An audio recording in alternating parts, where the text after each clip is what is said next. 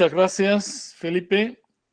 Bien, vamos a continuar hoy con el minicurso sobre la resolución numérica de problemas en derivadas parciales con FreeCEM. Hoy vamos a empezar con un problema que estuvimos viendo ayer, un problema elíptico no lineal que estuvimos viendo ayer. Si os acordáis, esta es la ecuación. Es una ecuación no lineal porque, bueno, la parte de la izquierda es menos a delta de u más b derivada de u respecto de x1 o x más c por u, donde a, b y c son constantes. La parte de la izquierda sí es lineal, pero tenemos una no linealidad f de u a la derecha, aparte de un término fijo que es f0. Esta ecuación la resolvimos ayer usando FreeCEM por un algoritmo de punto fijo. Os recuerdo que lo que hacíamos era, cada vez que teníamos una U, la poníamos aquí en la derecha, calculábamos f de u y resolvíamos un problema lineal. Una vez resuelto ese problema lineal, tenía una nueva U.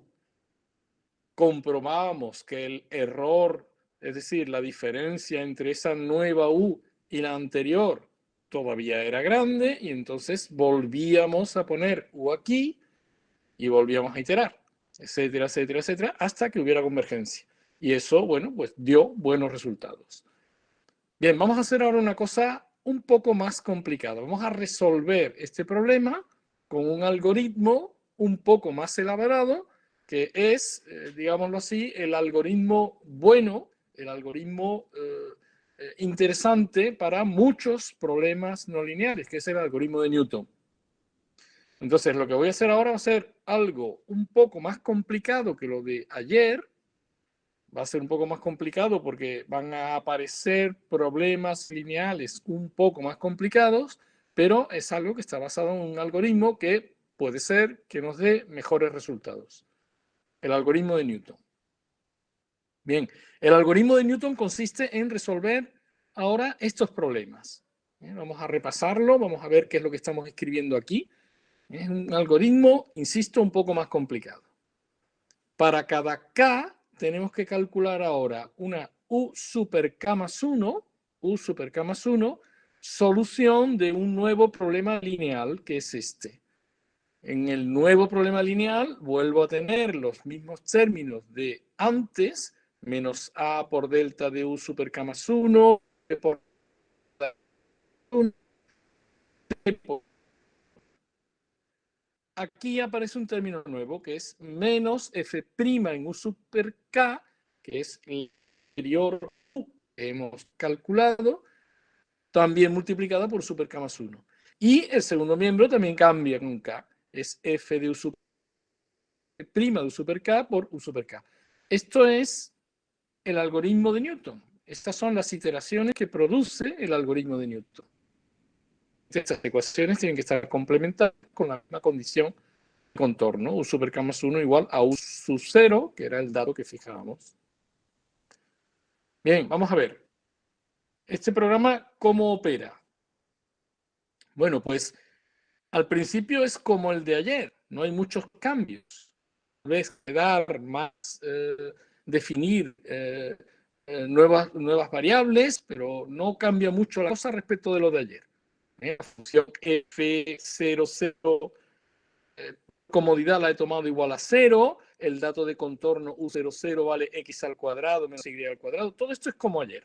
La triangulación que voy a usar es la misma de ayer, que era un círculo salvo un rectángulo en el interior. Os recuerdo que era muy importante, como vamos a ver ahora dentro de un momento, cuidar la orientación de las líneas para poder decir claramente cuál es el abierto resolviendo el problema.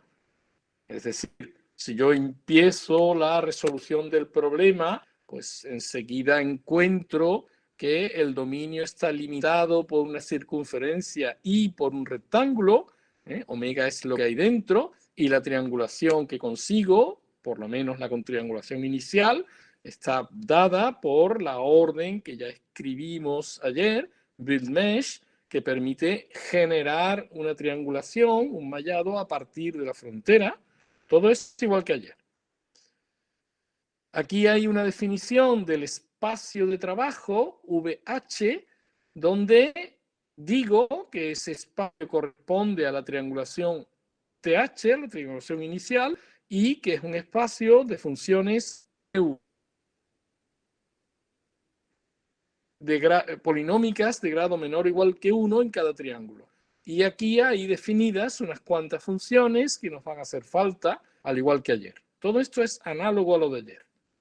Estamos diciendo aquí cuál es la dimensión de VH, todo es lo mismo. También que, como ayer, definir la función no lineal. Está definida aquí como una función, una subrutina más complicada que las funciones, que las primeras funciones que vimos de FreeFrame. Pero es algo que, de nuevo, es posible realizar, escribir con FreeFrame de una manera relativamente sencilla. Aquí está dicho que a cada tablero de valores VEC, a cada vector VEC, le voy a asignar un nuevo tablero de vectores, de variables que van a contener constantes reales y que van a quedar indicadas con un entero. Y ese tablero de valores se consigue construir con estas instrucciones. E igual que ayer, los valores de f de u van a ser la exponencial de 1 menos u al cuadrado, todo multiplicado por el seno de u. Pero ahora, como vamos a aplicar un algoritmo de tipo Newton, vamos a necesitar también, como hemos visto aquí arriba, vamos a necesitar también calcular f' de u para cada u. Tanto en el primer miembro como en el segundo miembro de la ecuación que hay que resolver, aparece f'. Luego también tengo que definir una función f', la he llamado FFFP aquí. Es una función, de nuevo, que a cada tablero de valores V que va a asignar un nuevo tablero de valores de acuerdo con una serie de instrucciones. Y aquí lo que aparece es la derivada de la función anterior. La derivada de e elevado a 1 menos u al cuadrado seno de u es esta expresión que hay aquí. Hay una suma de dos cosas, una tiene un coseno y la otra tiene un seno. Esta es la derivada. ¿Vale? Seguimos. Bien, aquí tengo definidos ahora dos funciones. Una primera función que me va a servir simplemente para inicializar las iteraciones. Es una función, perdón, un problema, es un problema donde es la forma bilineal de siempre, la misma forma bilineal que usábamos ayer, y como segundo miembro solamente f0. Esto me va a servir, insisto, para inicializar las iteraciones. Voy a ejecutar este problema de entrada, eso me va a dar un primer u, y con ese u es con el que voy a inicializar, insisto, las iteraciones.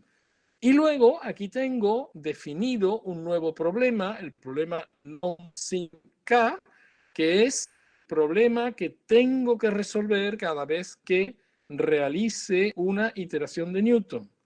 Fijaros, aquí, en este problema, y esto es muy importante, en este problema tengo una forma bilineal que es un poco distinta de la que teníamos. La que teníamos ayer era esta, de arriba. La que teníamos ayer era esta de aquí. La de hoy, para acá, para cada paso, es parecida, pero en vez de tener aquí C por la incógnita y por V, tengo C bar por U y por V. Y C bar va a ir cambiando, eso es lo importante en el método de Newton, C bar va a ir cambiando de una iteración a la siguiente. Porque en cada una de las iteraciones, aquí se ve, ¿no? En cada una de las iteraciones de Newton, este término que hay aquí cambia. Este término, que corresponde a uno de los términos de la forma bilineal a la izquierda, este término cambia con K. Es C menos F' de U super K.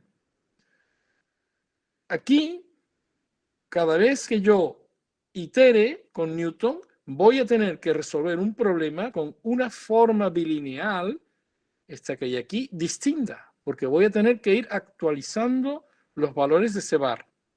Así que aquí no tiene sentido decir, voy a guardar la factorización de la matriz una vez y luego voy a ir resolviendo sistemas triangulares. Porque cambia la matriz de una iteración de Newton a la siguiente. Esa es al mismo tiempo la ventaja y la desventaja que tiene el método de Newton. El método de Newton conduce a matrices que van cambiando con las iteraciones. Generalmente converja más rápido, porque ya sabéis que en general se puede decir que conduce a una convergencia de segundo orden. Pero tiene como desventaja, como inconveniente, que la matriz es distinta para cada K y por tanto no hay una factorización única para todas las iteraciones. Me tengo que encargar de factorizar cada vez que se realiza una iteración. Y por tanto, bueno, el trabajo computacional es mayor y se supone que el coste computacional del ritmo también es mayor. Bien, sea como sea, este problema nos sirve para empezar las iteraciones y este otro problema, con una buena definición de C-bar en cada K, nos va a permitir, y del segundo miembro FK, una buena definición, actualización de C-bar y de FK para cada K en cada paso, este problema nos va a permitir iterar según Newton. Bien, pues eso es lo que hacemos ahora. Empezamos ejecutando non-sim 0. Bien, quiero insistir que es una definición del problema y que una vez definido el problema correctamente, cada vez que yo escriba non-sim 0, se ejecutará ese problema y se calculará la solución. En este caso se va a llamar UBAR, la solución del problema. Bueno, pues eso es lo que hacemos en primer lugar. Ejecutamos non-sim 0, eso nos da automáticamente la solución UBAR. Con UBAR calculo f' de UBAR, aquí está, con UBAR calculo f' de UBAR, la he calculado por primera vez, fp bar, guardo UBAR en U y guardo U en UOLD. Todo eso es para empezar a iterar. Y aquí hago un dibujo, o sea, vamos a seguir ejecutando el problema y veremos que va a salir un dibujo de la primera iteración. O sea que un dibujo de la primera iteración, este es el punto de salida, lo que he denominado hace un momento UBAR, que también se conoce como letra U. Muy bien, ya está calculado la iteración de partida. Y ahora aquí empiezo a iterar de verdad según Newton. Como ayer, en cada paso fijo los valores de FFF, que son los valores de F de U más el término fijo, que era F0. Ahora fijo también los valores de F' de U, que están aquí. FFF y FP bar son funciones del espacio VH que han sido definidas aquí arriba. FP bar y FFF están aquí definidas. Como ayer, calculo en el tablero FFF corchetes todos los valores que hacen falta y en el tablero FP bar corchetes todos los valores de la derivada F' que hacen falta. Con estas cosas puedo ahora ya definir C bar, que va a ser el coeficiente que voy a usar en la iteración de Newton. C bar es C, que está fijo, menos F' de U anterior, por tanto, corresponde a esta expresión. También calculo el segundo miembro. El segundo miembro es F de U menos F' de U. Ese es el valor que tengo que asignar en la etapa K. Y aquí ejecuto el problema non-sim K y por tanto calculo la nueva iteración. Esto es, digamos, la parte más importante del bucle. O sea, estoy actualizando los valores del coeficiente y del segundo miembro. y estoy resolviendo, de acuerdo con la fórmula de Newton, un nuevo problema lineal. Aquí lo estoy dibujando, estoy calculando el error producido, es decir, la diferencia respecto de U old, que es la anterior U. Estoy tomando decisiones, igual que ayer, de acuerdo con el tamaño del vector U menos U old, que también se llama UDIF aquí. Estoy adaptando el mallado de acuerdo con el número de iteraciones en que estoy, todo esto lo vimos ayer, y bueno, estoy después preguntando si el número de iteraciones es muy grande ya. Si el número de iteraciones es muy grande ya, pues aviso de que hay demasiadas iteraciones y no convergencia. En caso contrario, aviso el orden y vuelvo a empezar otra vez. En fin, este programa lo tenéis ya vosotros, así que os lo voy... No, perdón, todavía no lo tenéis, pero lo vais a tener en el próximo envío que vais a recibir, lo vais a tener, así que vais a poder ver con calma, con tranquilidad, y veréis que actuando como estoy describiendo, es capaz, usando el método de Newton, de conducir de nuevo a la resolución del problema. Así que vamos a ejecutarlo para ver que lo que ocurre es justo lo que he dicho. Aquí estoy con la primera iteración. Tras la primera iteración hay una primera adaptación del mallado. Ahora voy con la segunda, tercera, cuarta, quinta. Esta es la décima. Como he dicho que cada 10 iteraciones se adapta el mallado, pues el mallado se vuelve a adaptar y se dibuja. Estáis viendo que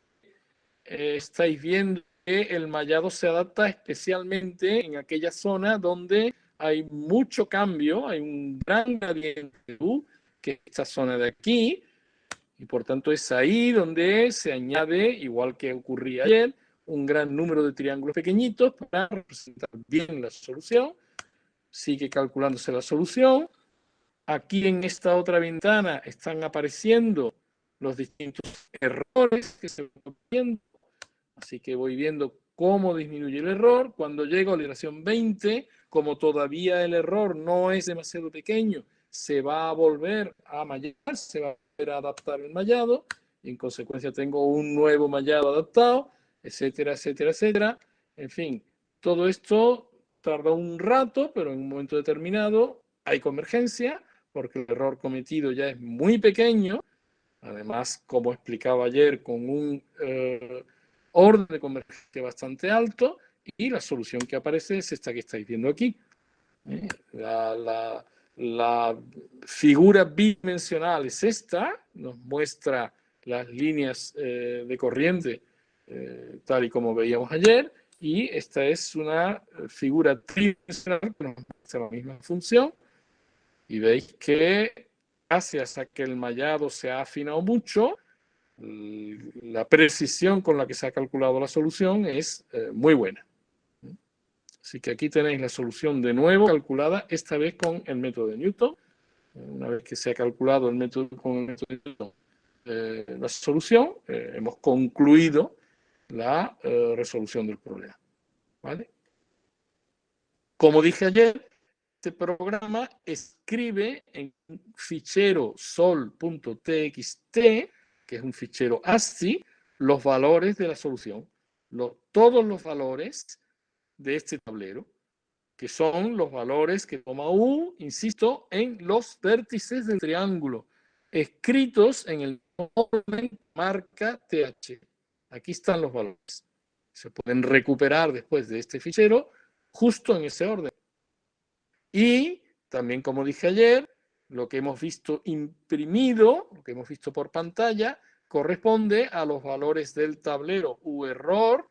Los valores del tablero U-error están aquí todos, desde el primero hasta el último, gracias a este bucle en el que he ido imprimiendo justamente esos valores.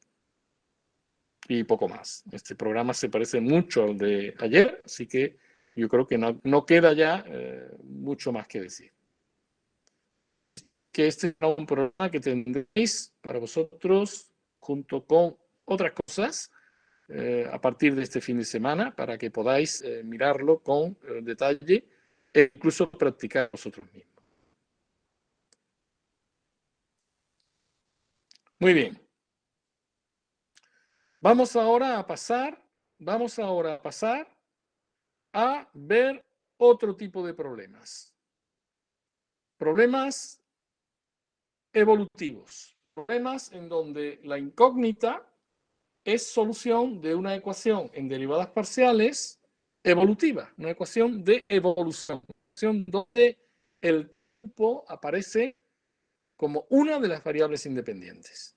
Así que vamos a empezar con un segundo conjunto de imágenes, de slides, donde voy a tratar de explicar cómo se resuelven problemas que dependen del tiempo y más concretamente problemas parabólicos. Y ahora veremos por qué parabólicos. Este es el resumen de los contenidos que vamos a ver ahora. Primero, vamos a hablar de la formulación débil de un problema parabólico.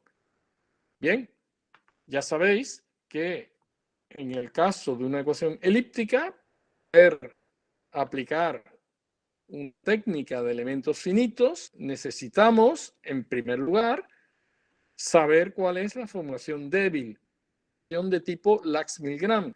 Todo el tiempo hemos estado trabajando con formulaciones de ese estilo. Aquí hay que hacer una cosa parecida.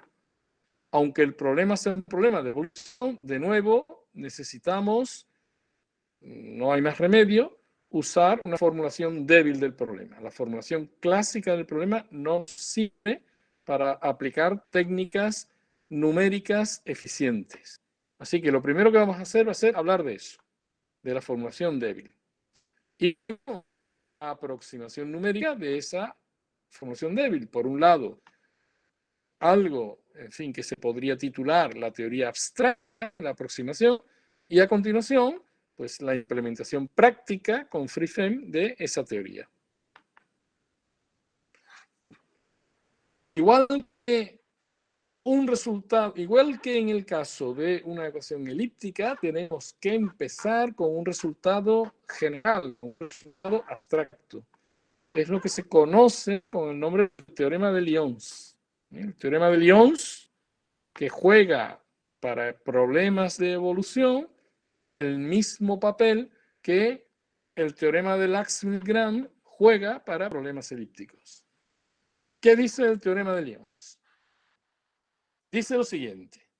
Tenemos dos espacios de Hilbert separables, V y H, a nuestra disposición. Hay que pensar que es H1 o H01 o algo por el estilo, y H es L2. V y H van a ser en la práctica un espacio de tipo H1, igual que el espacio en el que hemos trabajado hasta ahora cuando tratábamos de resolver problemas elípticos, y H un espacio más grande, un espacio de funciones L2. Suponemos que V de Hilbert separables de tal manera que V es un subespacio de H, denso en H, y que la inyección de V en H es esa situación que encontramos con H1 y L2, y con cualquier subespacio de H1 y L2. Y vamos a denotar la norma en V con 2 barras y la norma en H con una barra, por simplicidad.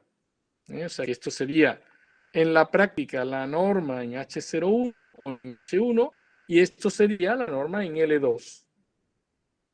Esa es la primera cosa que tenemos, un par de espacios de Hilbert separables.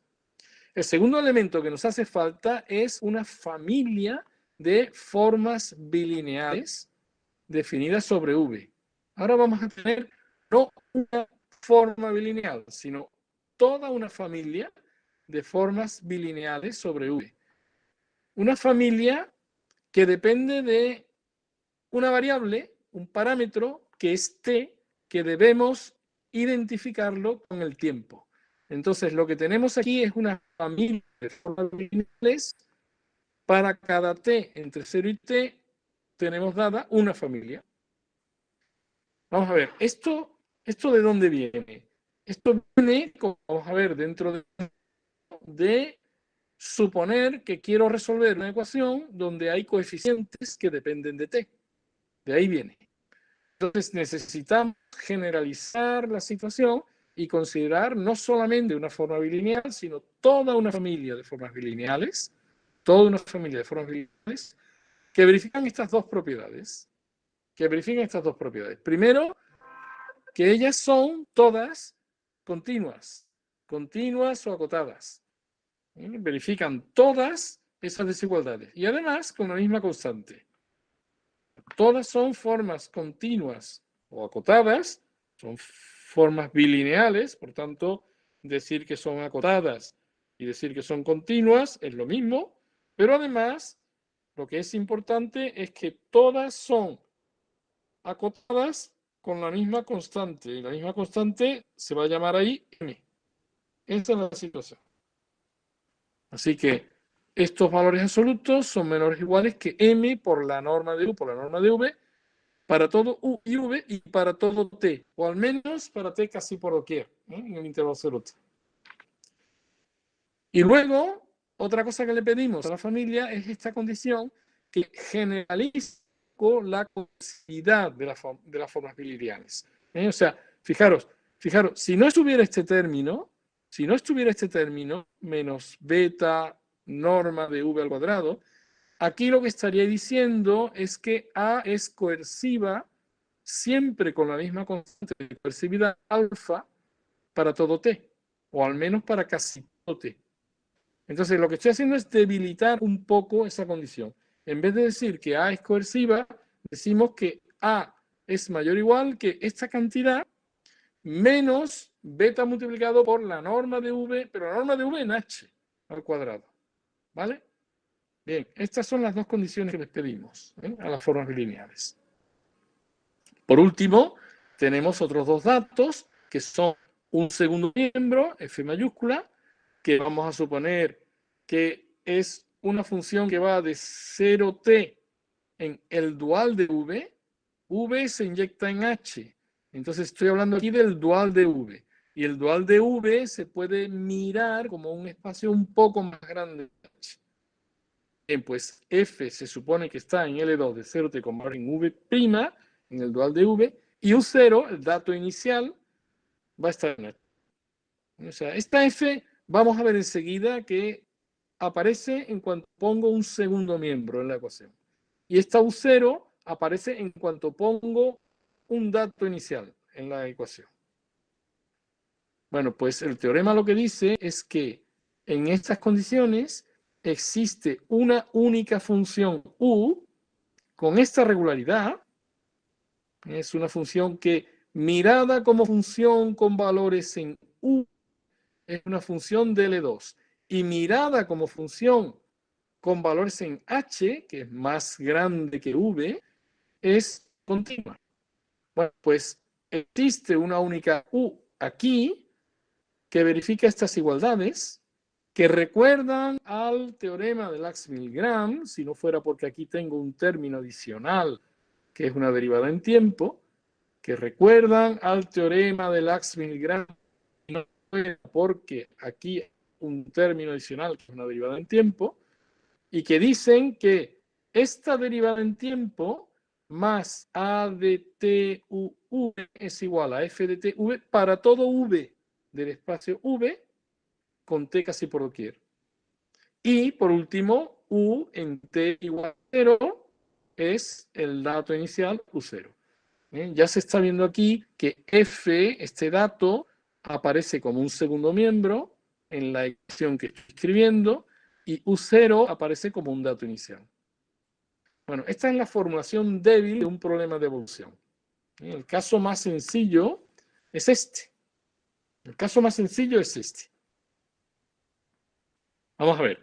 Tengo aquí una ecuación en derivadas parciales que recibe el nombre de ecuación del calor. Es una ecuación de evolución sencilla, relativamente sencilla. En esta ecuación tengo la derivada de u respecto del tiempo y, de nuevo, el operador de Laplace aplicado a u, al igual que lo teníamos en los problemas elípticos hace ya una semana. Eso a la izquierda. Y a la derecha tengo un dato. El dato es una función f. Vamos a suponer que esa función es una función, por ejemplo, en L2. En L2 de Q mayúscula, que es el producto cartesiano de omega por 0t. Estoy resolviendo un problema de evolución en tiempo. Entonces, tengo que permitir a X que varíe en un abierto omega de Rn, igual que los problemas elípticos, y tengo que permitir a T, a la variable T, que varíe en un intervalo de tiempo, que es 0T mayúscula. Y voy a llamar Q mayúscula al producto cartesiano de esos dos abiertos. Ahí es donde yo quiero resolver esta ecuación. Esta ecuación. Bien, este es un problema clásico, es la ecuación del calor complementada con una condición U igual a 0 de tipo Dirichlet, igual que ayer, una condición de tipo Dirichlet sobre la frontera lateral, sobre lo que se conoce con el nombre de frontera lateral. Es el producto cartesiano de la frontera de omega por 0t. ¿Vale? Entonces digo que U es 0 sobre la frontera lateral, esa es la condición que complementa esta ecuación. Y además digo cuánto vale U en t igual a 0. Es bien conocido desde el punto de vista físico que esta formulación corresponde a los principios que guían el funcionamiento de muchos fenómenos. Dicho de otra manera, es, por ejemplo, en el caso en que U sea una temperatura, es sabido que el valor inicial de la temperatura, es decir, U0, los valores de U0 en todos los X de omega, que van a ser los valores iniciales de la temperatura, junto con el comportamiento de la temperatura sobre el borde de omega durante todo el intervalo de tiempo, que aquí está escrito U igual a 0, la forma U igual a 0, el comportamiento de U sobre el borde de omega durante todo el intervalo de tiempo y la ley que rige para la temperatura, que es la ecuación de conservación de la energía, que es esta, esas tres cosas me deben de dar, me deben de proporcionar sin ambigüedad la temperatura en todo instante de tiempo entre 0 y t mayúscula. Es bien sabido que este problema, desde el punto de vista físico, posee, cuando se interpreta desde el punto de vista físico, este problema posee una única solución, conduce a una única solución, que es la temperatura en todo omega en todo el intervalo de tiempo 0t. Es bien conocido digamos, problema desde el punto de vista físico. Desgraciadamente, al igual que pasaba con las ecuaciones elípticas, no existe en general una solución clásica de este problema. Ni siquiera con una f que sea continua y una u0 que también sea continua, ni siquiera en ese caso, es posible probar la existencia de una función u que verifique estas igualdades desde un punto de vista clásico, desde un punto de vista puntual en todo Q, junto con U igual a 0 sobre la frontera y U en T igual a 0 igual a U sub 0. No existe una solución clásica en general de este problema. Así que, como en el caso de las ecuaciones elípticas, nos vemos obligados a debilitar el concepto de solución y hablar de soluciones débiles. Y en este caso, una solución débil del problema es esto que hay aquí escrito. Una función U que sea L2 de 0t en H01, es decir, para casi todo t yo puedo hablar de U de t una función en H01, puedo hablar por tanto del gradiente de U y de la traza de U para casi todo t, que sea continua de 0t en L2, es decir, para cada t yo puedo hablar del U de t correspondiente como función de L2, todo eso, y que verifique estas igualdades para todo V de H01 con t casi por doquier en el intervalo 0t y esta otra igualdad para t igual a 0. Ese es el concepto de solución débil. ¿Esto cómo se consigue? ¿Cómo se consigue escribir estas igualdades y esta condición inicial a partir de estas igualdades clásicas que tenemos ahí? Bueno, pues se consigue igual que se conseguía, o de forma muy parecida a como se conseguía para un problema elíptico. Es decir, suponemos que los datos y la solución son muy regulares, eso es lo primero que hacemos. Suponemos que los datos y la solución son muy regulares. Segundo, a la vista de las condiciones iniciales que hay, que dicen que U es igual a 0, U igual a 0, elegimos el espacio de trabajo, lo que he llamado antes V. En este caso, la elección del espacio de trabajo es H01 de omega, porque U es 0 sobre toda la frontera de omega para todo T, entre 0 y T mayúscula.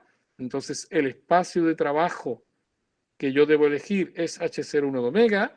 Si aquí le pidiera que U es 0 solo sobre un trozo de la frontera, cambiaría la definición. En vez de tomar H01 de omega, tomaría otro espacio, otro subespacio de H1.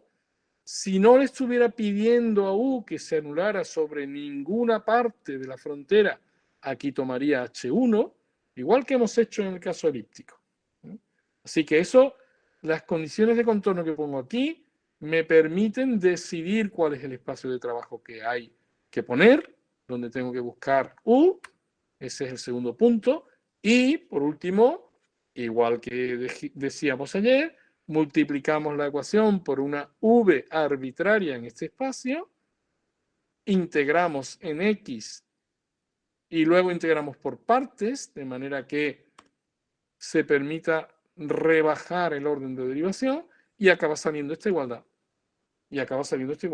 Cuando yo multiplico por V e integro en X, a la izquierda y a la derecha, ¿qué me queda? A la izquierda me queda una derivada en tiempo que puede salir fuera de la integral. Y luego, este término multiplicado por V me va a dar, integrando por partes, este otro de aquí. Y a la derecha me queda F por V. O sea que es inmediato que esta formulación sale operando de manera análoga a cómo se opera con ecuaciones elípticas, esta vez con la ecuación parabólica que tenemos delante.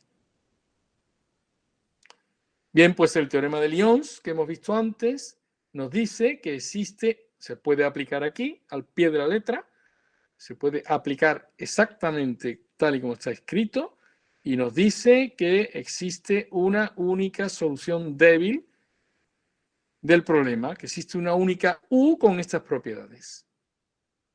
O sea que este problema, que podríamos decir que es el problema de Cauchy-Dirichlet para la ecuación del calor, posee una única solución débil, es decir, una única función que cumple todo esto.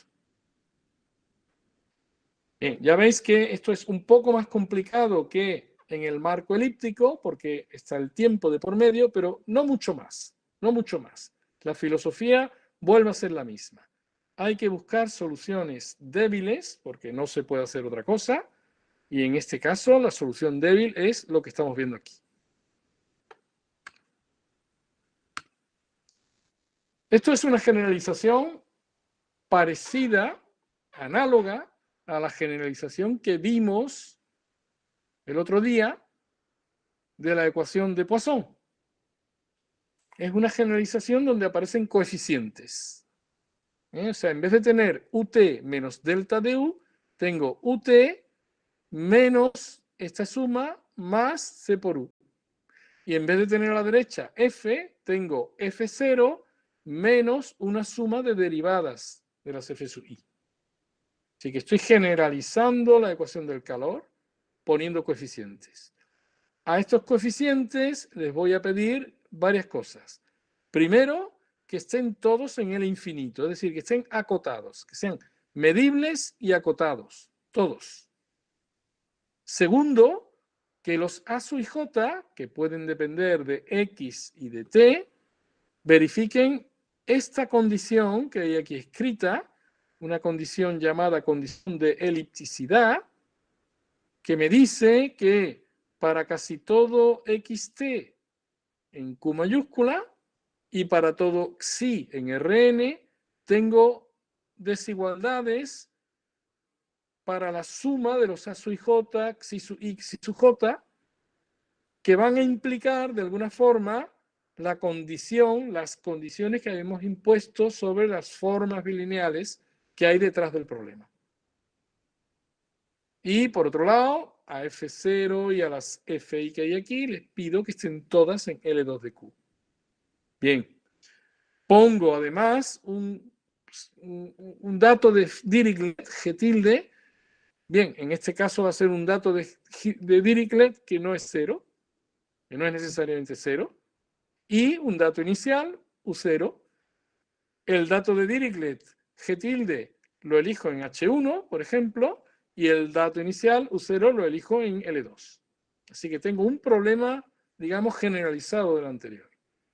Bueno, pues lo podéis ver con detalle vosotros, operando como hemos operado antes con la ecuación del calor, es decir, suponiendo que hay regularidad por todas partes, multiplicando por una función v arbitraria e integrando por partes, acaba saliendo la formulación débil del problema, que es esto que hay aquí.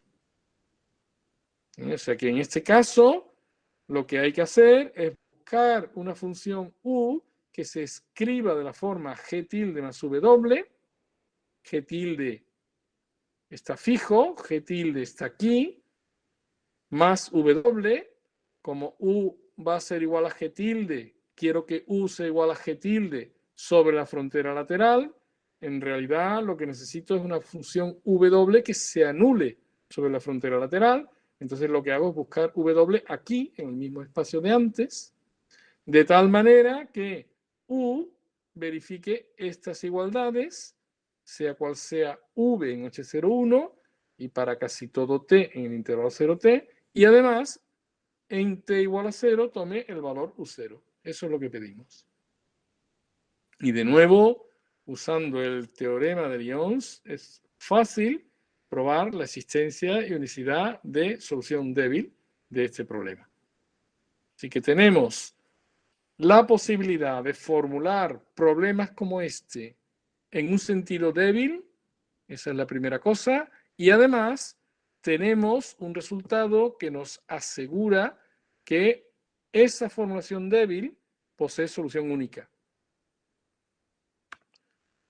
Bueno, naturalmente podemos cambiar los problemas que estamos presentando, pues, por ejemplo, con condiciones de contorno distintas. Ya he mencionado antes posibilidades. Podríamos pedir a U que valiera esto solo sobre una parte de la frontera lateral. Podríamos pedir a U que verifique condiciones distintas ligadas, por ejemplo, a la derivada normal, etc. Eso influirá en la elección del espacio de trabajo. También podríamos cambiar las formas bilineales que hay ahí escritas por otras. Por ejemplo, poniendo también términos de primer orden aquí, añadiendo términos en donde hay derivadas primeras de U. También es posible escribir la ecuación correspondiente. También podríamos tomar otros segundos miembros, F, que no fueran dados por estas expresiones. Hay muchos cambios posibles. Las condiciones de contorno podrían ser o bien, por un lado, condiciones de Dirichlet y en otro lado condiciones de Neumann, o bien una parte condiciones de Fourier, etc.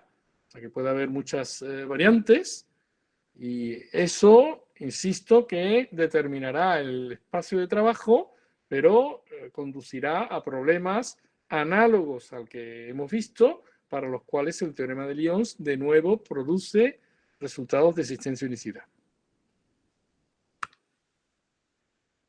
Muy bien. Hemos visto entonces ya que de manera general un problema como este posee una única solución, y también de manera general problemas como los que nos interesa resolver se pueden formular así. Hemos visto ya eso. Vamos ahora a ver cómo se aproximan, cómo se pueden aproximar esos problemas. Y lo que vamos a ver va a ser ahora sencillo, teniendo en cuenta lo que ya hemos visto para las ecuaciones elípticas. Me explico. Vamos a hacer lo siguiente. Vamos a reducir este problema de evolución. Vamos a reducirlo. Vamos a aproximarlo por una colección finita de problemas elípticos.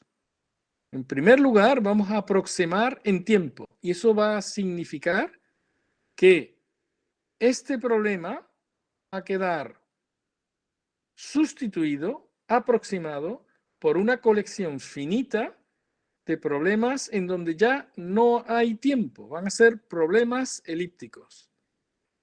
Esos problemas elípticos van a poder ser aproximados igual que en días anteriores.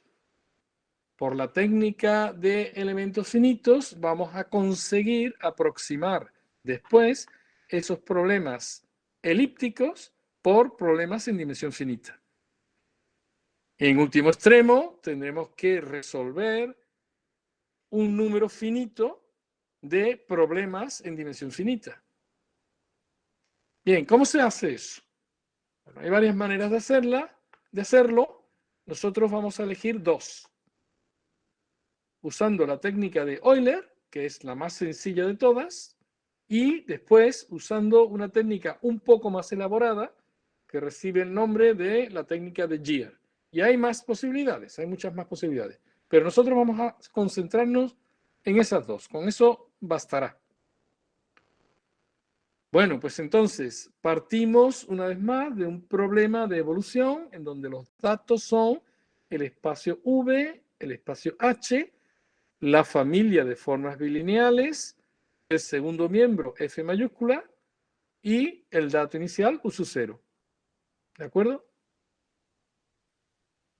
Una vez fijados esos datos, tengo dicho cuál es el problema aquí. El problema es hallar una función U que, como veis, tiene que estar en este espacio de funciones. Fijaros que, aprovecho para decirlo, cuando uno intenta resolver problemas de evolución, uno lo que busca es funciones de la variable t que tomen valores en un espacio de funciones de la variable x. O sea que se le da un tratamiento distinto, como estáis viendo, se le da un tratamiento distinto a la variable t, al tiempo y a la variable x, al espacio. Eso lo estamos viendo desde el momento en el que estamos trabajando con estos espacios de funciones. Bien, este es el problema. Este es el problema para el cual sabemos que bajo ciertas condiciones para los datos existe una única solución, de acuerdo con el teorema de Lyons. ¿Qué hago ahora? Ahora introduzco un entero grande, muy grande, puede valer 100, 500, 1000, un entero, llamado m mayúscula. Y con ese entero determino un paso en tiempo. El paso en tiempo va a ser la longitud del intervalo temporal, que es t mayúscula, dividido por m. Ese paso en tiempo me va a servir para definir unos tiempos característicos, los t super m, que van a ser 0, tau, 2 tau, 3 tau, etc., hasta llegar a t mayúscula. Y lo que voy a hacer va a ser calcular aproximaciones de u en esos tiempos. O sea, en vez de calcular u, consciente de que no puedo calcular u para todo t, me voy a contentar, me voy a limitar con calcular u en una aproximación de u en t0, otra aproximación en t1, otra aproximación en t2, etc. Para los distintos valores de t. Y a las aproximaciones las voy a llamar u super 0, u super 1, etc. Esto es lo que voy a calcular ahora. U super 0, U super 1, etcétera. Se supone que U super M es una aproximación de U, de la verdadera solución U, en el instante T super M. Bueno, pues eso me lleva a este primer paso de aproximación, en donde, como he dicho hace un momento, lo que estoy haciendo es sustituir el problema de evolución por una colección finita de problemas que no son de evolución, de problemas estacionarios. Para cada m conocido U super m, lo que hago simplemente es calcular U super m más 1, solución de este problema. Bien, esto es muy intuitivo, ¿eh? O sea, esto que tenéis que ver que esto es algo muy intuitivo. Lo que estoy haciendo realmente es cambiar la derivada en tiempo por un cociente en diferencias. Estoy cambiando la derivada en tiempo por el cociente U super m más 1 menos U super m dividido por tau. Cambio la derivada en tiempo por un cociente en diferencias. Y ahora, si U super m es conocido, tiene sentido intentar calcular U super m más 1, solución de esta igualdad, que es la igualdad que hay aquí escrita en T super m más 1, eso sí, una vez que he sustituido la derivada en tiempo por este cociente en diferencias. Y fijaros que si U super m es conocido, esto es un problema elíptico del mismo tipo de los que ya sabemos resolver. Porque como U super m es conocido, lo podría pasar al segundo miembro, este término lo puedo pasar al segundo miembro, y lo que me queda es un nuevo problema elíptico, donde está U super m más 1, aquí y aquí. Así que efectivamente, para cada m, esto es un problema de los que ya sabemos resolver, de los que ya sabemos aproximar y luego resolver. Bien, este proceso, esta primera etapa del proceso es lo que se llama una semidiscretización o semiaproximación en tiempo.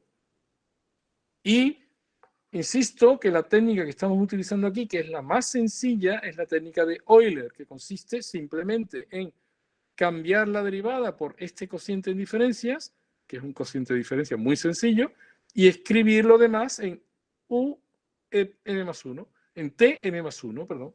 Escribir lo demás en tm más 1. ¿De acuerdo?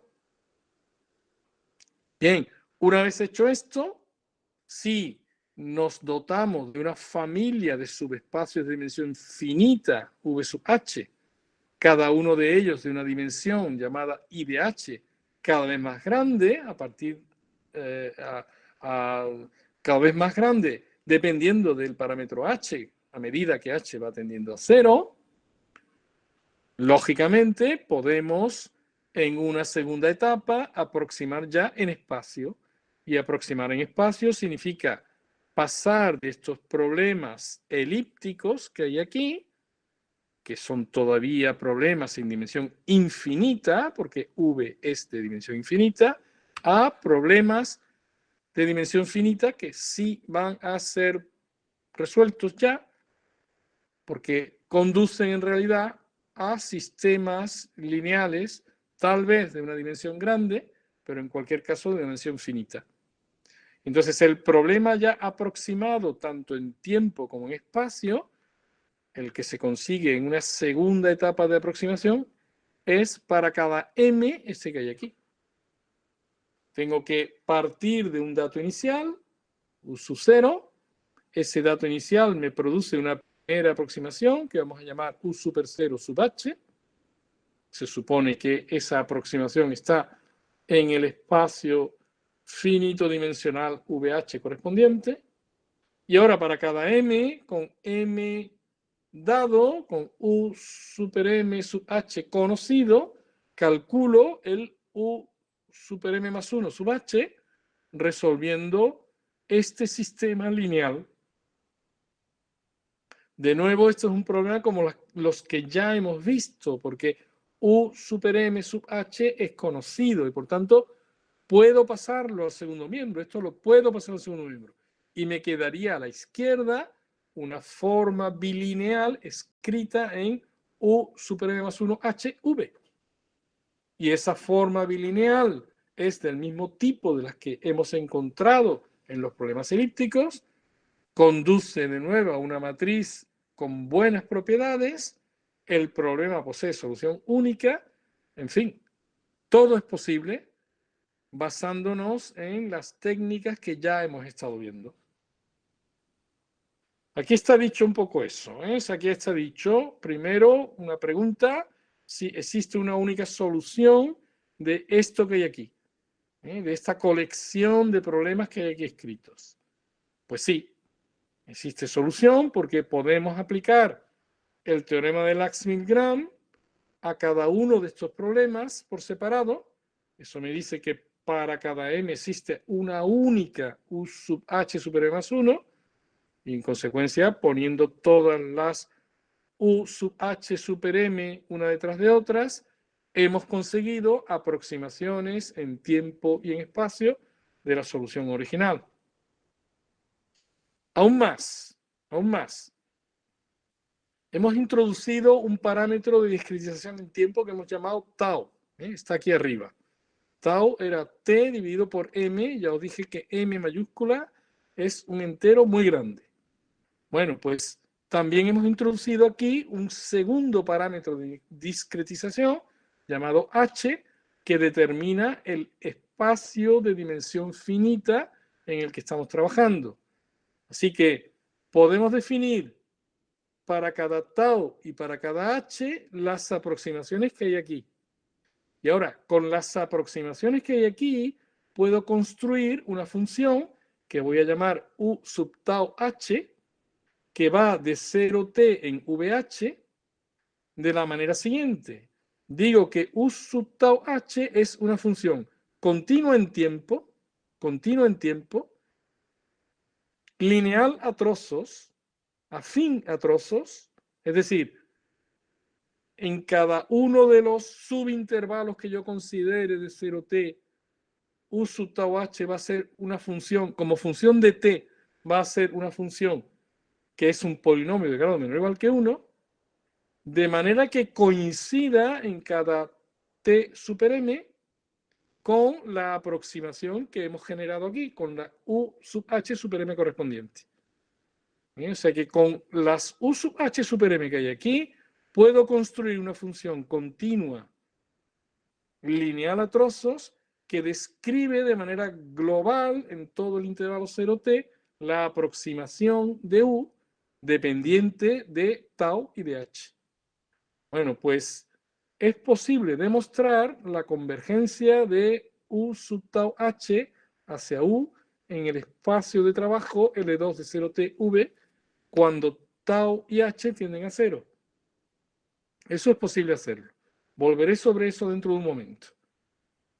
O sea que es posible asegurar la existencia y unicidad de solución de la aproximación en tiempo y espacio que he descrito, y también es posible probar que si todo se hace bien, cuando tau y h tienden a 0, las aproximaciones conseguidas convergen en sentido adecuado hacia la solución original del problema.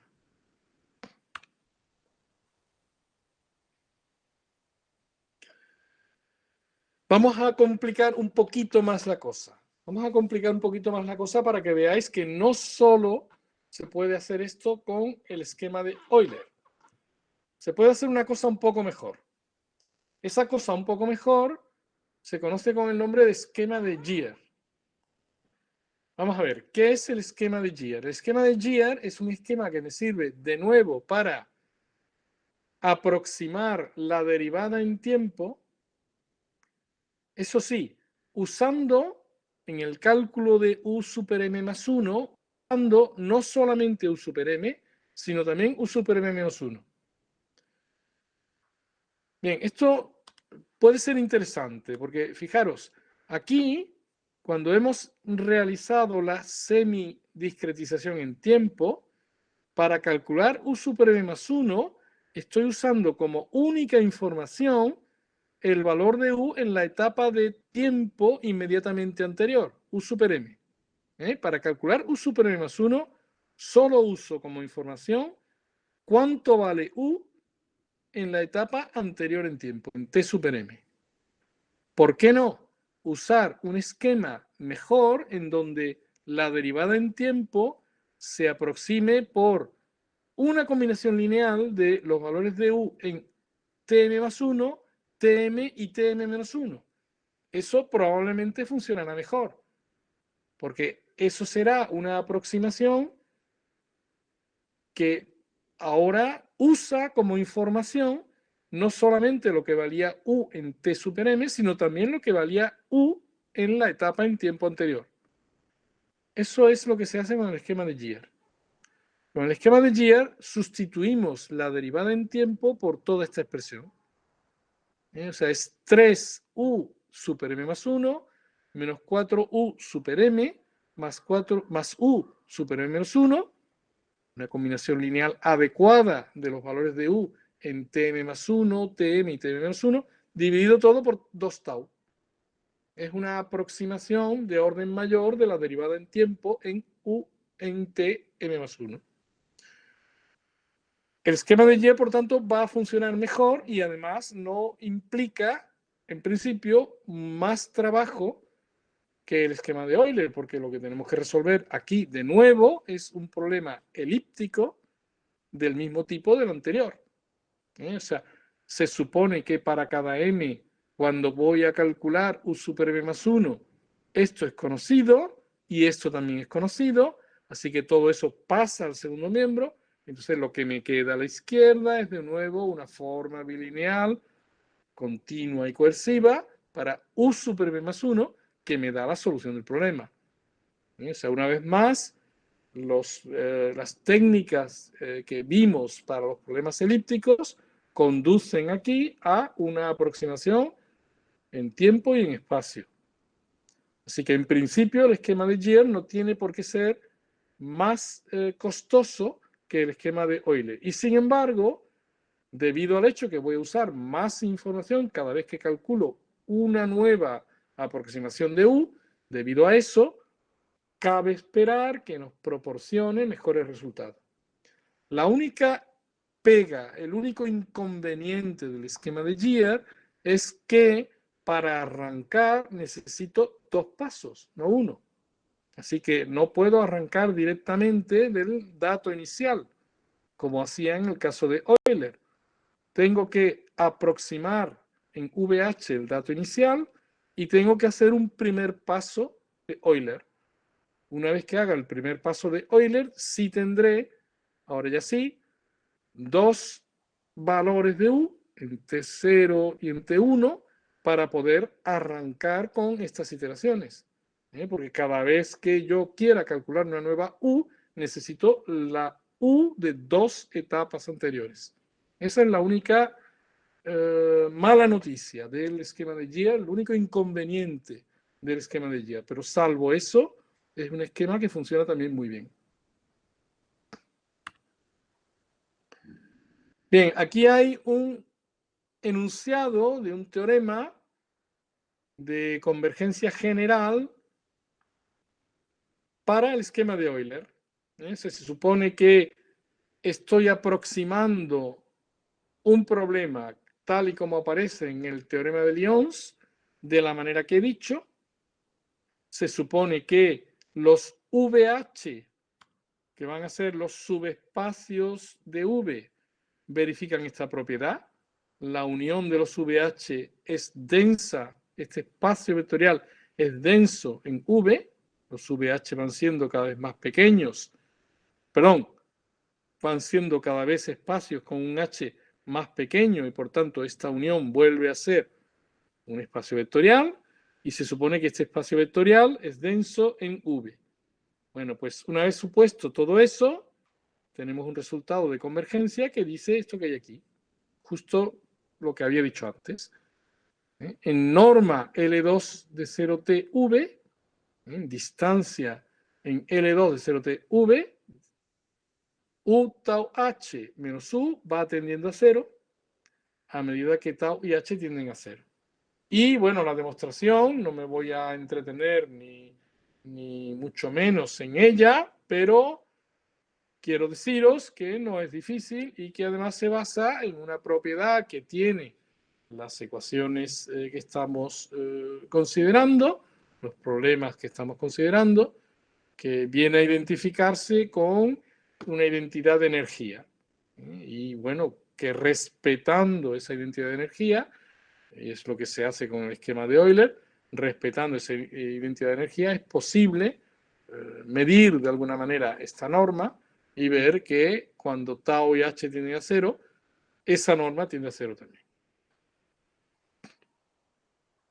Vamos a hablar ahora de la implementación práctica de la programación con FreeFrame de estos problemas, de la resolución de estos problemas.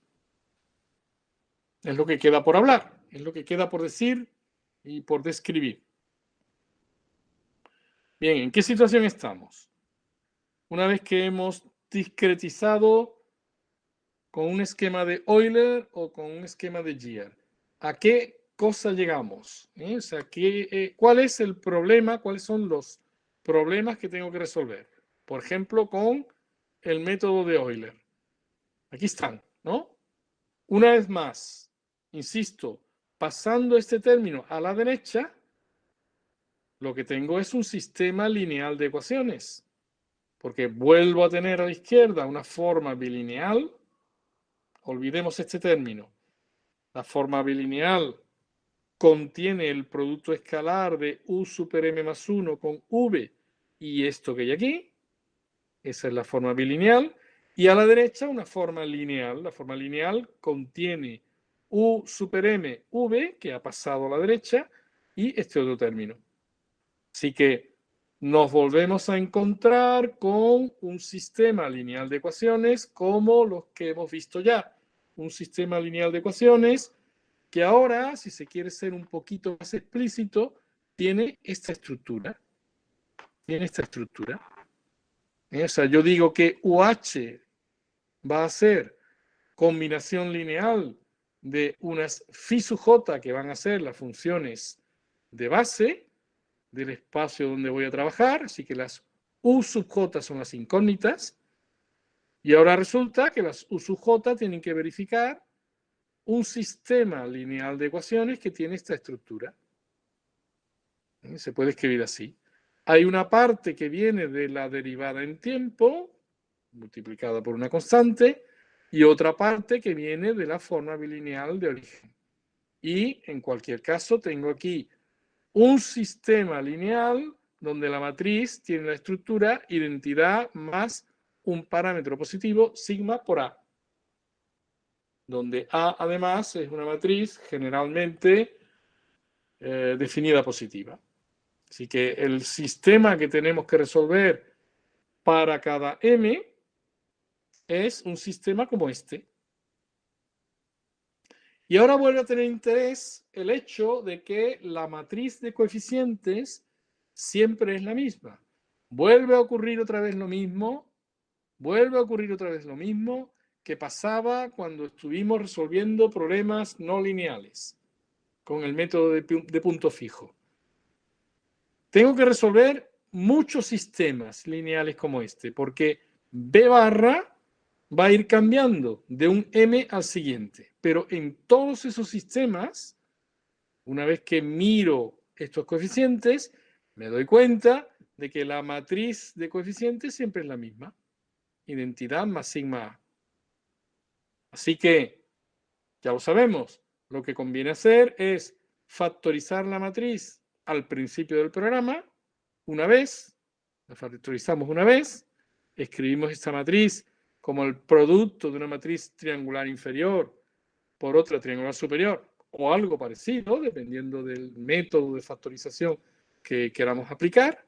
Factorizamos la matriz una vez y cada vez que haya que resolver un sistema como este, lo único que habrá que hacer será resolver dos sistemas triangulares. el proceso de el proceso de descomposición de esta matriz, de la triangulación de la matriz, es el proceso costoso desde el punto de vista del cálculo. Esto es lo que se lleva más tiempo, pero eso lo hacemos una vez. La resolución de estos sistemas es una cosa rápida, muy rápida, porque son sistemas triangulares y los sistemas triangulares se resuelven de una forma muy rápida. Así que desde el punto de vista computacional, lo que estamos haciendo tiene un sentido interesante porque nos va a permitir calcular la solución de un problema de evolución, es decir, calcular las soluciones de un montón, de muchos sistemas como estos, en poco tiempo. ¿De acuerdo? Esa es la idea. Bien, vamos a ver ahora entonces algunos de los programas que os voy a pasar este fin de semana en donde resolvemos problemas de evolución. Vamos a ver eso entonces. Y que vamos a pasar una vez más a la resolución de un problema numérico. Vamos entonces a aquí y vamos a abrir en este caso este programa, este fichero en donde, a ver un momento, este fichero en donde vamos a resolver la ecuación del calor en dos dimensiones en espacio en un dominio cuadrado. Vamos a mallar de nuevo un dominio cuadrado. En fin, ya sabéis que un cuadrado se puede triangular, se puede conseguir una malla de un cuadrado de una manera muy sencilla con la orden square, que fue lo primero que vimos hace ya tiempo. Y una vez mallado el dominio va a ser este, menos 10, 10 por menos 10, 10. Una vez mallado el dominio, vamos a resolver un problema de evolución ligado a una ecuación muy sencilla, va a ser la ecuación del calor con coeficientes. Concretamente va a ser, la voy a escribir aquí para que se vea, la ecuación del calor, vamos a ponerla aquí, la ecuación del calor UT, U derivada respecto del tiempo, menos, vamos a ver, la derivada respecto de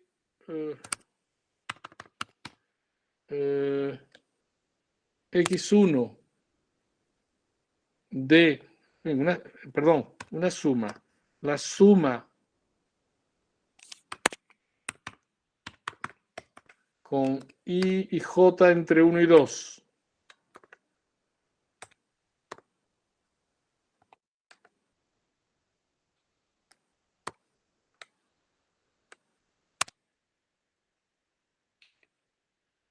desde ij igual a 1 hasta 2 de la derivada respecto de x sub i de k mayúscula sub ij, coeficiente k mayúscula sub ij, de la derivada respecto de x sub j de u igual a f, igual a un segundo miembro.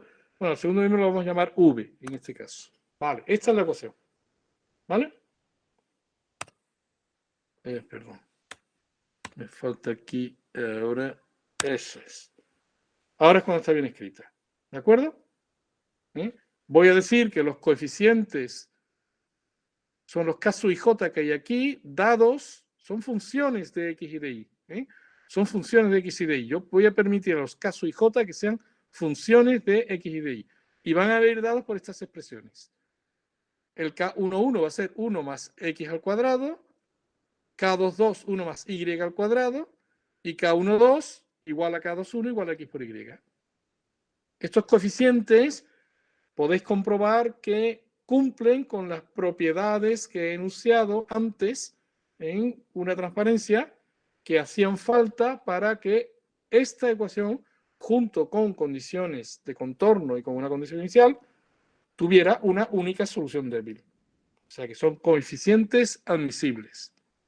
Y ahora, el segundo miembro, V, va a ser una constante, V00, multiplicado por una función característica. Esto ya apareció el primer día. O sea, ya vimos que esta es una manera de escribir una función característica. Aquí estamos hablando de los puntos x, y, que son tales que x está entre x1c y x2c, que van a ser constantes que voy a fijar ahora, e y está entre y1c e y2c. O sea, es la función característica de un rectángulo. La función característica de un rectángulo. Vamos a ver ahora dentro de un momento que esto va a ser una constante positiva por la función característica de un rectángulo pequeñito, contenido en omega. O sea que v, esta función que hay aquí, va a ser igual a 0 en casi todo omega, salvo en un pequeño rectángulo. Eso lo vamos a ver ahora dentro de un momento. Y el dato inicial que voy a tomar, U0, va a ser una gaussiana. O sea, el dato inicial que voy a tomar, U0, va a ser una nueva constante multiplicado por la exponencial de menos x al cuadrado más y al cuadrado. ¿Eso qué quiere decir? Eso quiere decir que estoy tomando como dato inicial algo que vale una constante positiva, U00, en 0, en el origen, y que enseguida, con velocidad exponencial, se va anulando. Enseguida se va anulando a medida que me voy alejando del dato inicial, alejando del centro, alejando del origen. ¿Vale? Y vamos a permitir distintas condiciones de contorno. No solamente condiciones de Dirichlet, sino también condiciones de Neumann o incluso de Fourier. ¿Vale? Todo eso vamos a hacer ahora. Vamos a ver, ¿cuál es la estructura de este programa? Bien, pues lo primero que hago es fijar una serie de datos. L, que me va a servir para determinar el dominio, o el dominio va a ir de menos L a L, tanto para X como para Y. T mayúscula, que me dice cuál es el tiempo final, o sea, que marca el intervalo de tiempo. Con L y con T ya tengo determinado el abierto en X y en T, que sirve para resolver el problema. Estos datos que hay aquí hacen falta también para el segundo miembro, para V, lo que he llamado V. Y este dato hace falta para el dato inicial, para lo que he llamado U0. Bien, vamos a hacer lo siguiente. De momento vamos a tomar este parámetro, esta variable, IBC igual a 0. ¿Vale? De momento vamos a tomar igual a 0. Por eso he puesto IBC igual a 0. Este entero, IBC, indica el tipo de condiciones de contorno que voy a fijar. O sea, hay 4 posibilidades. Bueno, pues vamos a tomar IBC igual a 0. Con IBC igual a 0, la condición de contorno que se toma es Dirichlet, es de tipo Dirichlet. Con IBC igual a 0, lo único que hago es imponerle a U que se anule sobre la frontera. Y el número de lo que en las transparencias hemos llamado M mayúscula, el número de pasos de tiempo NT va a ser 50. O sea que voy a resolver 50 problemas elípticos, uno detrás de otro, para los valores de T entre 0 y T mayúscula.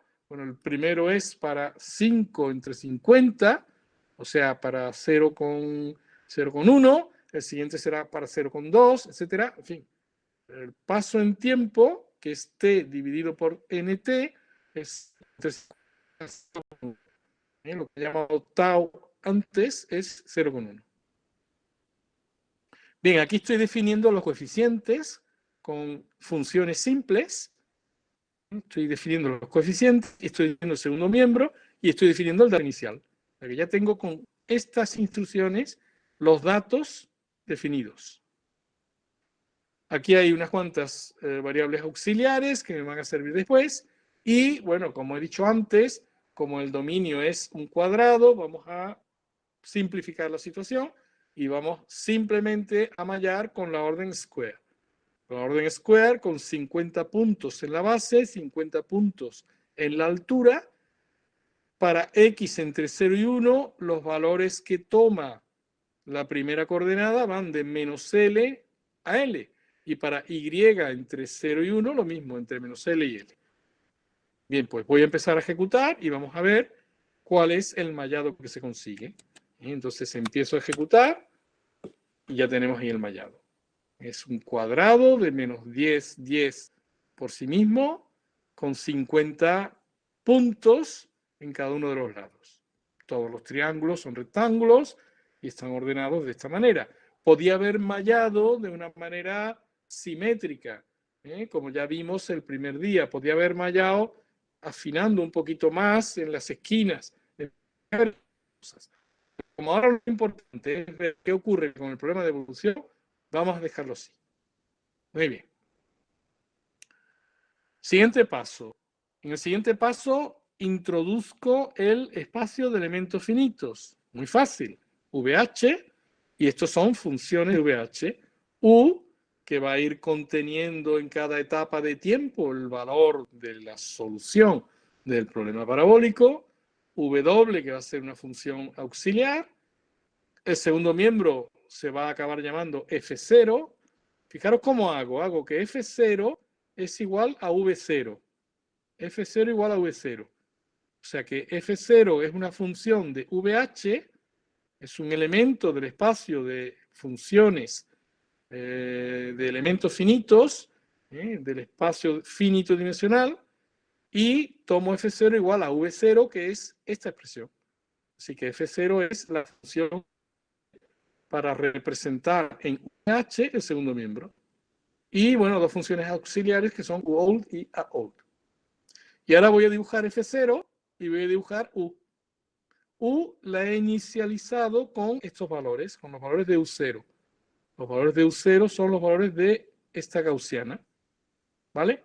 Entonces, vamos a dibujar ahora, vamos a ver cómo se dibuja ahora F0, cuando continúo con la ejecución del programa.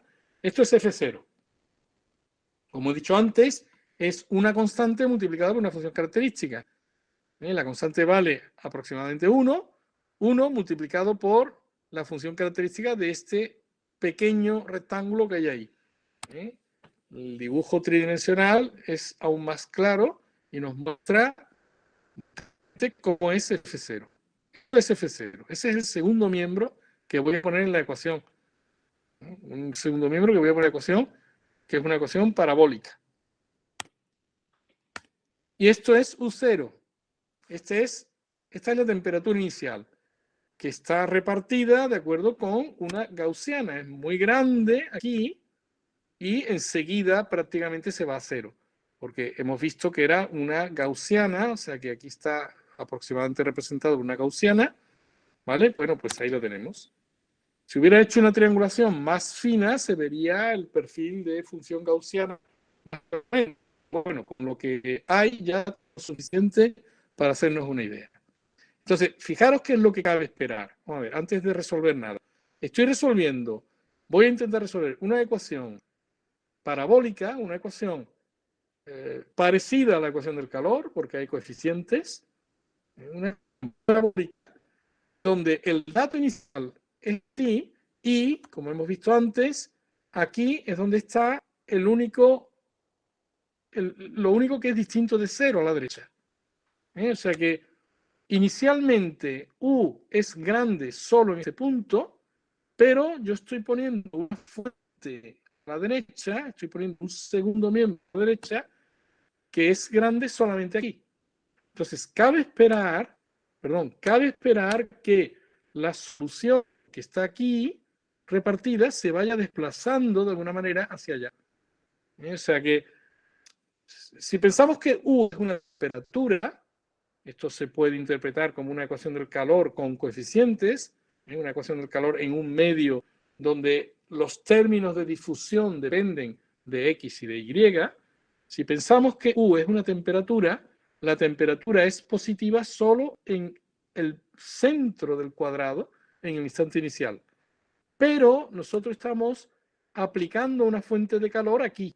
Luego lo que cabe esperar es que la temperatura se vaya desplazando hacia arriba un poquito y hacia la derecha. Los valores grandes se vayan yendo un poco hacia allá, se repartan, pero además se vayan desplazando hacia allá. ¿Vale? Eso es lo que cabe esperar. Vamos a ver qué ocurre ahora dentro de un momento. Bien, vamos a ver. Aquí tengo definidas varias funciones. Thermic 0, Thermic 1, Thermic 2, perdón, varios problemas. térmic 1, térmic 0, térmic 1, térmic 2 y térmic 3. Son todos análogos. Son todos análogos. Lo que cambia de uno a otro son las condiciones de contorno. O sea, estos son 4 problemas análogos correspondientes a 4 elecciones distintas de las condiciones de contorno. En el primero de ellos, que es el que se va a ejecutar, porque yo he puesto IB igual, C igual a 0, en el primero de ellos, que ahora veremos qué es el que se va a ejecutar, la condición de contorno que se pone es muy sencilla. Tanto en los lados 1, 2, 3 como 4, digo que U es 0.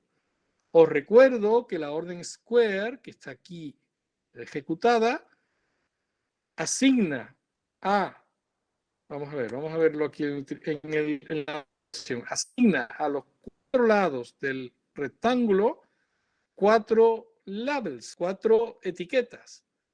Y las etiquetas son 1, 2, 3 y 4. Entonces, con la orden square quedan identificados los lados por esos 4 números. Y si yo digo que en 1 pase algo, pues pasará aquí. Y si digo que en 3 pase algo, pues eso pasará aquí arriba. ¿Vale? O sea que eso es lo que tendremos. Por eso, cuando he puesto aquí on 1, 2, 3, 4, estoy seguro de que sobre toda la frontera de omega voy a imponer que U es 0. A ver, ¿qué estructura tiene cada uno de estos problemas que hay aquí enunciado? Bien, pues es una vez más la estructura típica de un problema de Lax-Milgram. Tengo, ahora me quedaré un poquito con lo que hay aquí escrito. Pasemos a la línea siguiente. Tengo una integral 2D asociada a la triangulación H y dentro de la integral, esto es la forma bilineal, por supuesto, tengo un coeficiente por U y por W. U y W son la incógnita y la función test y la función arbitraria. Así que un coeficiente por U y por W. Este coeficiente viene de la discretización en tiempo, naturalmente. Esa es, esencialmente es 1 partido por tau, el 1 partido por tau que aparecía cuando discretizábamos en tiempo. Y luego los coeficientes K11, K12, K2, etcétera, multiplicados por las derivadas correspondientes de U y de W. Los coeficientes de esta ecuación que hemos escrito antes, los coeficientes de esta ecuación que hemos escrito antes, esos coeficientes K, y J, cada uno multiplicado por las derivadas correspondientes.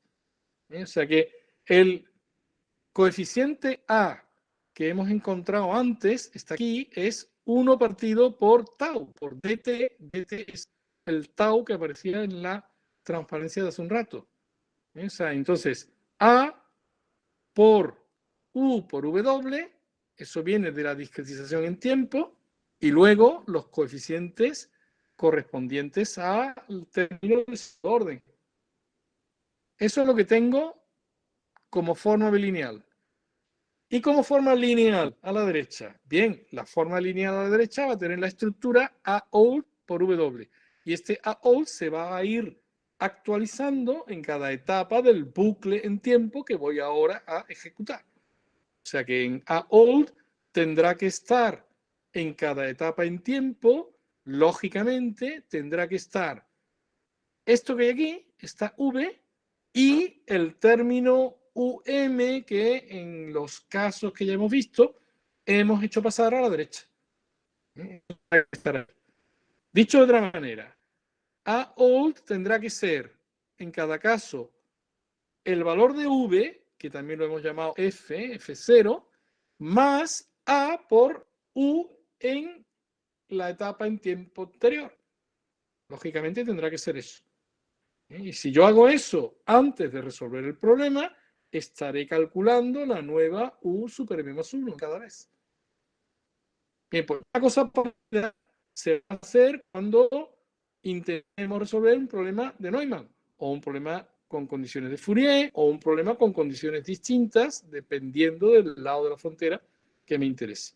De momento vamos a ver qué ocurre con el problema de Dirichlet. ¿Vale? Aquí tengo entonces las definiciones de esos 4 problemas y ahora aquí empieza realmente el procesado, empiezan los cálculos, o sea, el cálculo de la solución, de las soluciones de los problemas que nos interesan. Bien, lo he programado de la manera siguiente. He puesto un bloque if con las distintas posibilidades. Entonces, ese bloque empieza diciendo si IBC es igual a 0, tenemos que hacer lo que hay aquí escrito. Eso es lo que vamos a hacer, porque hemos fijado IBC igual a 0.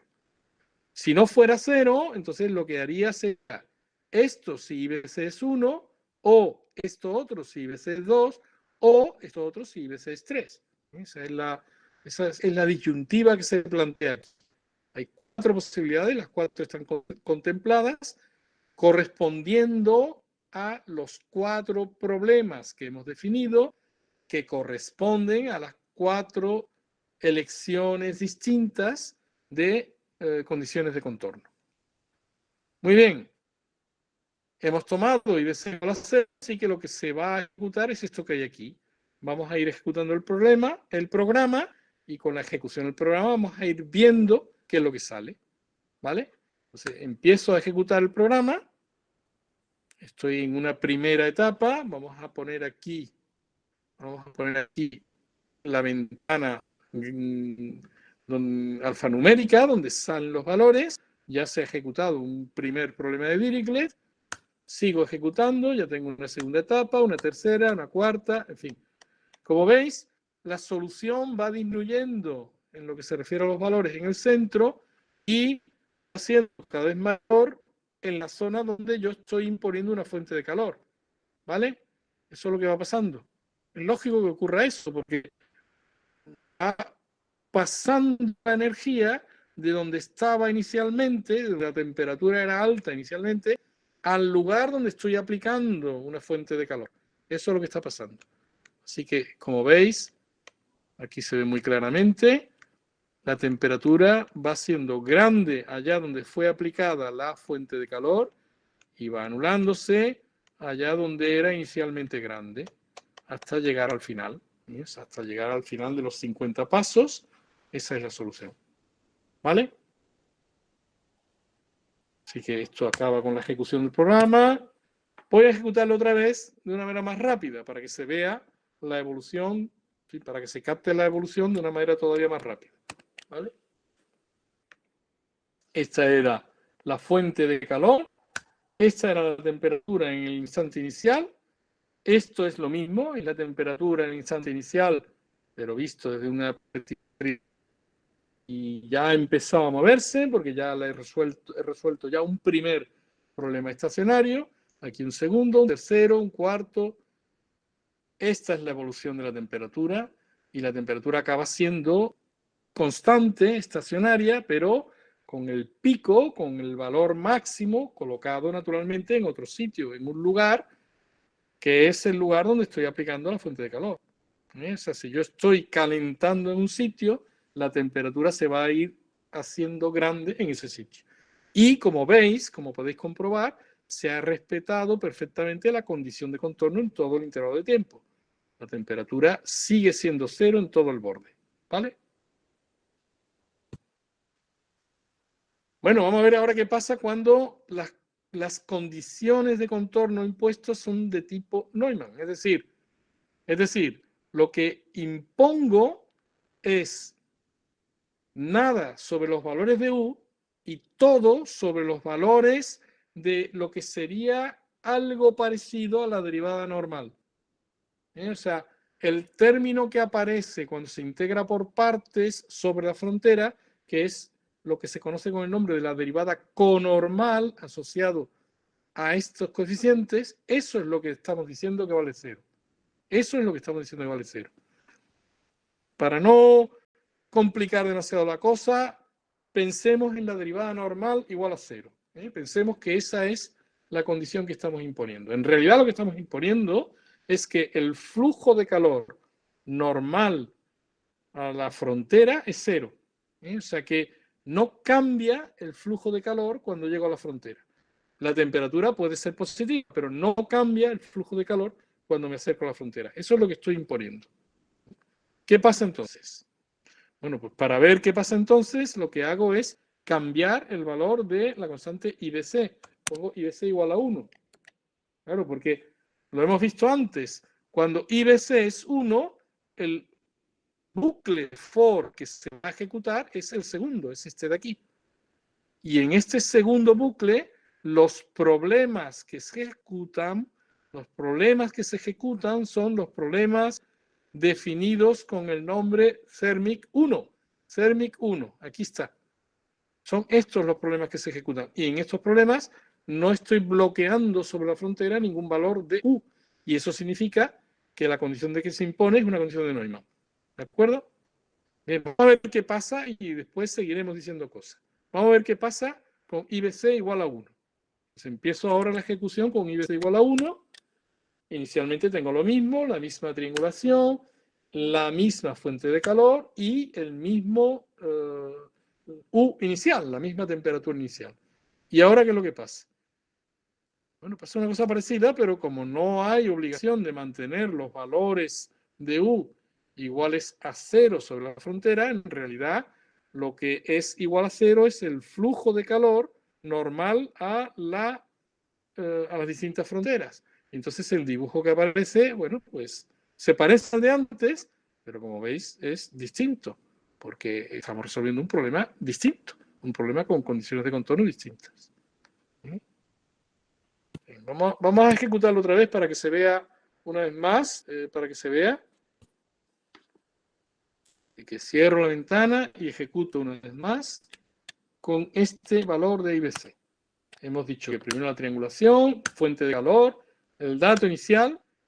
¿Y qué va pasando? Pues que como antes se va desplazando hacia acá el valor grande de U, porque la fuente de calor está en este lado de acá, ¿no? Está más acá. Pero ahora no hay ninguna prohibición de que aumente la temperatura. De hecho, la temperatura aumenta en valores próximos, en valores de la frontera, próximos a la fuente de calor. De hecho, la temperatura, como veis, no es cero ya en ninguna parte de la frontera. Ha aumentado un poquito por aquí atrás y por arriba y por abajo, ¿vale? Y mucho en ese lado de acá. Y, en fin, y converge de nuevo, va convergiendo hacia algo constante a medida que t va a infinito, y ese algo constante es distinto, es esto. ¿De acuerdo? Bien. Bueno, lo mismo se puede conseguir con otras condiciones de contorno, con condiciones de tipo Fourier o con condiciones que sean sobre un lado de Dirichlet, sobre otro de Neumann. Por ejemplo, vamos a ver esta última. Se voy a tomar IBC igual a 3 y vamos a ver a qué corresponde eso. Bien, IBC igual a 3 corresponde al problema CERMIC 3, este de aquí. ¿Qué estoy haciendo aquí? Aquí estoy imponiendo que sobre uno de los lados del cuadrado, uno de ellos, el de la derecha, U vale 0. O sea, vamos a empezar la ejecución y así lo vemos. Sobre este lado de la derecha, impongo que U vale 0. Y en el resto no impongo nada. En el resto dejo libre la temperatura, el valor de la temperatura, igual que he hecho en la resolución del problema de Neumann. Vamos a ver qué es lo que pasa en este caso. Así que me coloco aquí y de nuevo, fuente de calor, temperatura inicial, y a ver qué es lo que ocurre ahora. Ahora lo que ocurre es que como yo he impuesto, o sea, la temperatura se va desplazando una vez más hacia el lado donde la fuente de calor se ha impuesto. Eso sin duda. Y se ha hecho grande de nuevo en esa zona, en la zona donde yo he estado calentando todo el tiempo. Pero como yo he impuesto U igual a 0 aquí, pues por ahí no puede aumentar la temperatura se mantiene igual a 0. Como yo estoy sujetando la temperatura aquí al valor 0, pues la temperatura aquí no puede aumentar.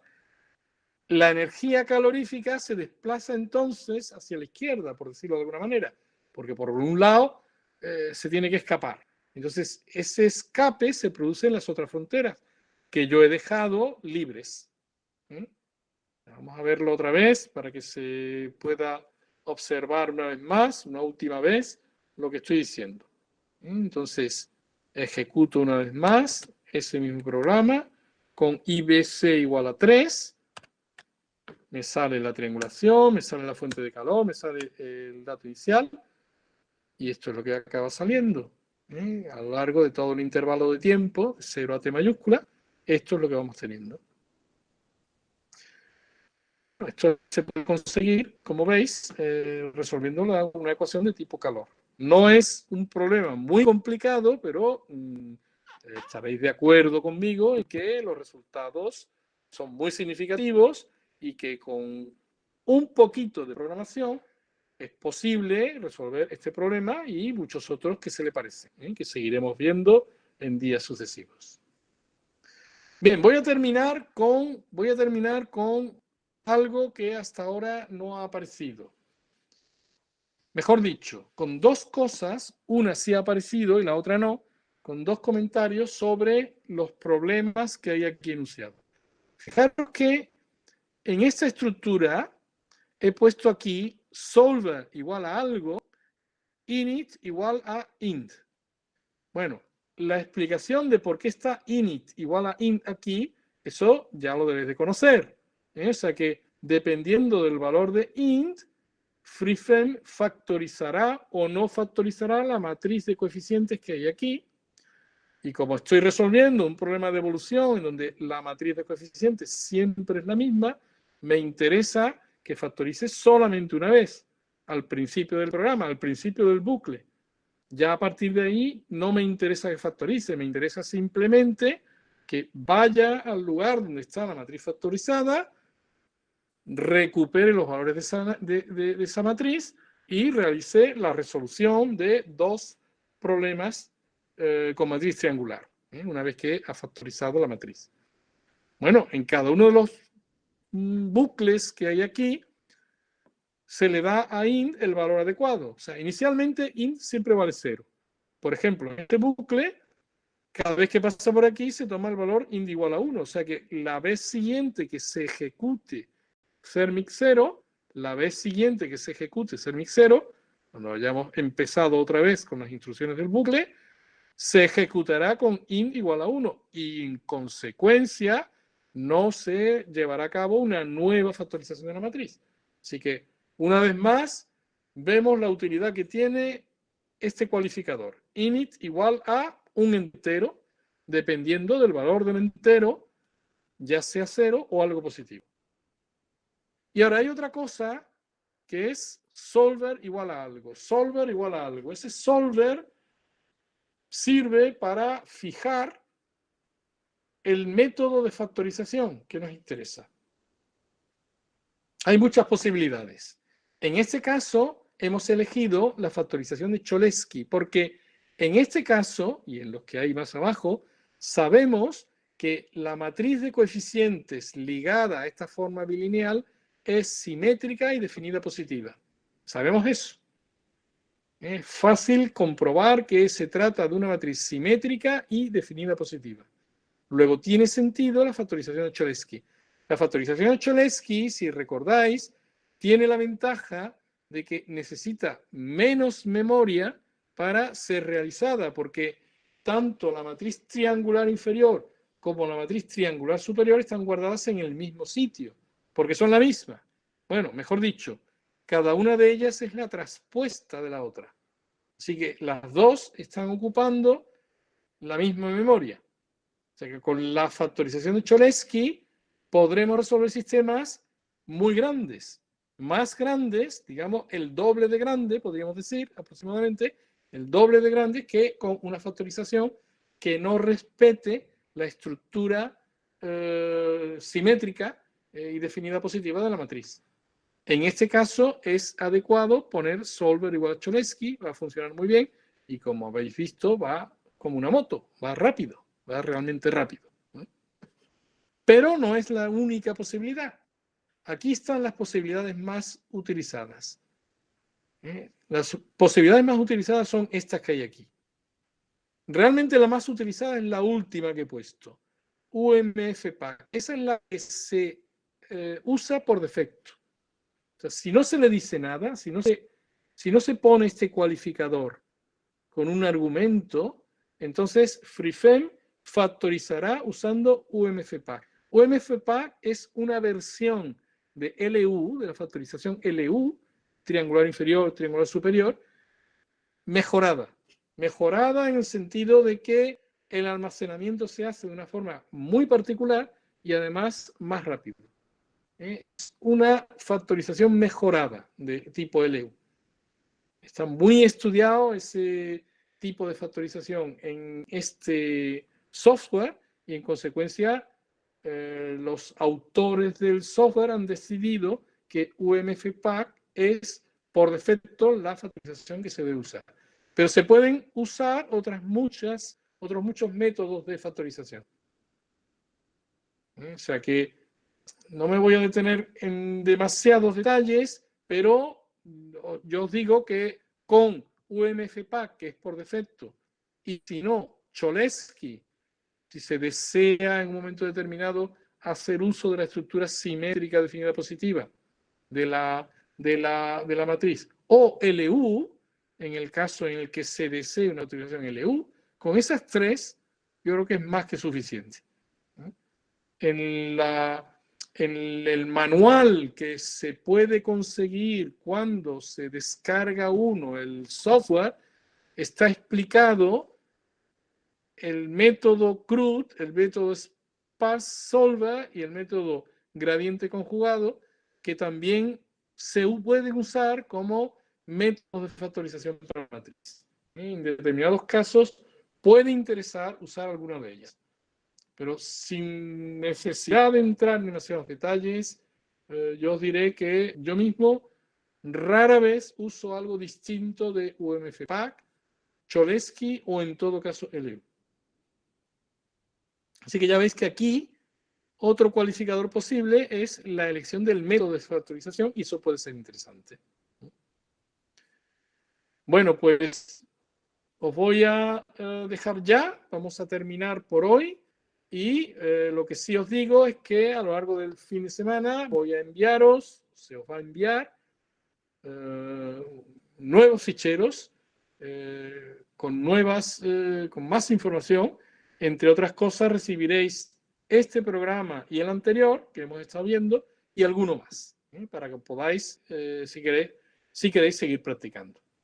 El próximo día seguiremos hablando de problemas un poco más complicados aún y seguiremos intentando resolverlos con los programas que ya han sido ejecutados y que